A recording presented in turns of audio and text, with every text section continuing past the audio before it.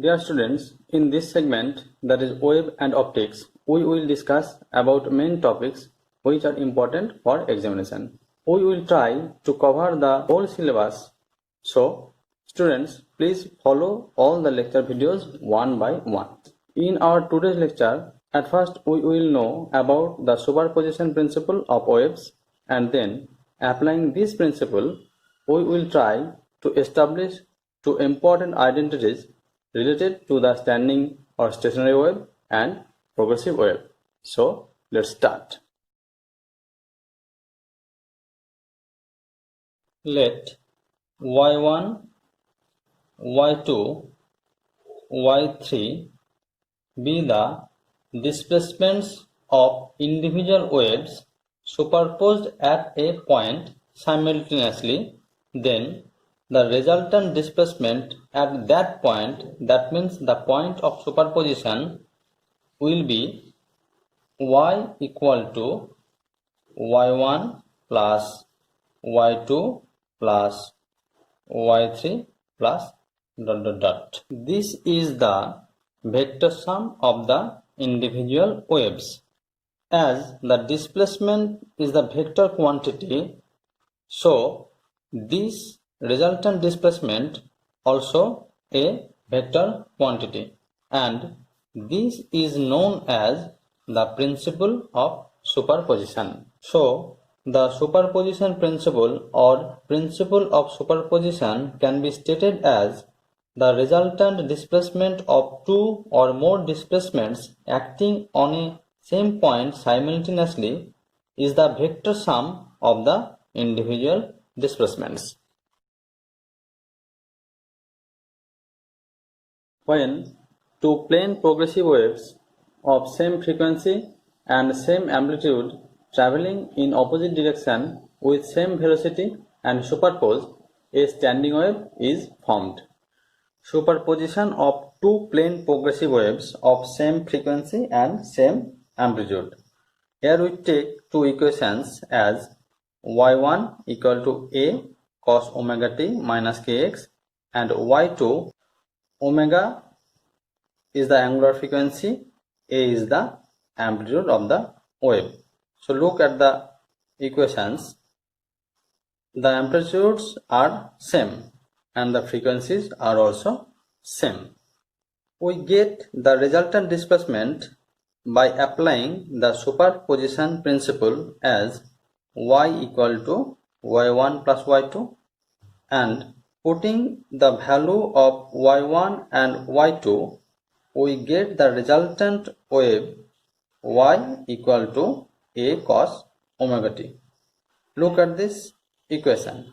This equation contains only omega t, not omega t minus kx. So this equation represents the equation of standing or stationary wave, where a is the amplitude of the resultant wave whose value is 2a cos kx.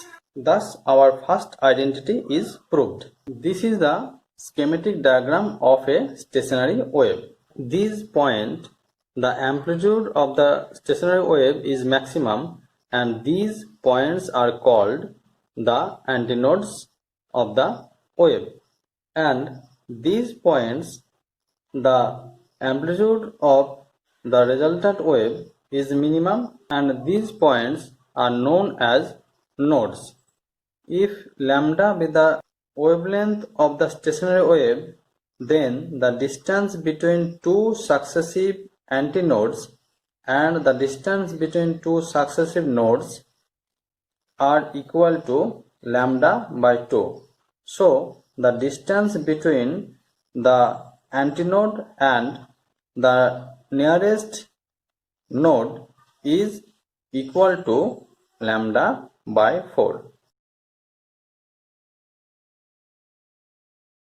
When two plane progressive waves of same frequency but different amplitudes traveling in opposite direction with same velocity and superpose, the resultant wave consists of a stationary wave together with a progressive wave moving along positive x direction. Superposition of two plane progressive waves of same frequency but different amplitudes.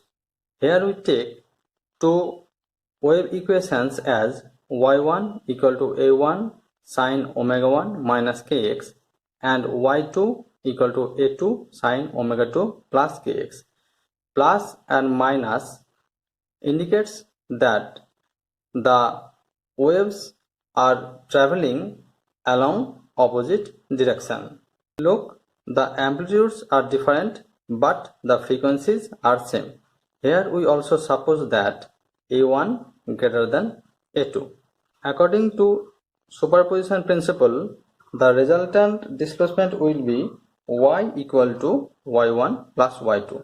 Putting the value of y1 and y2, we get y equal to a1 sine omega t minus kx plus a2 sine omega t plus kx.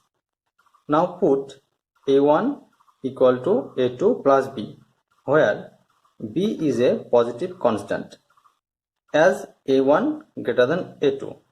So putting this value in this equation, we may write y equal to a2 plus b sine omega t minus kx plus a2 sine omega t plus kx.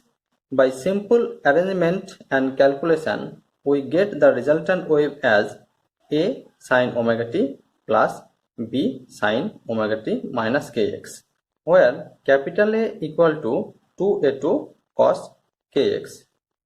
Now look at the resultant wave.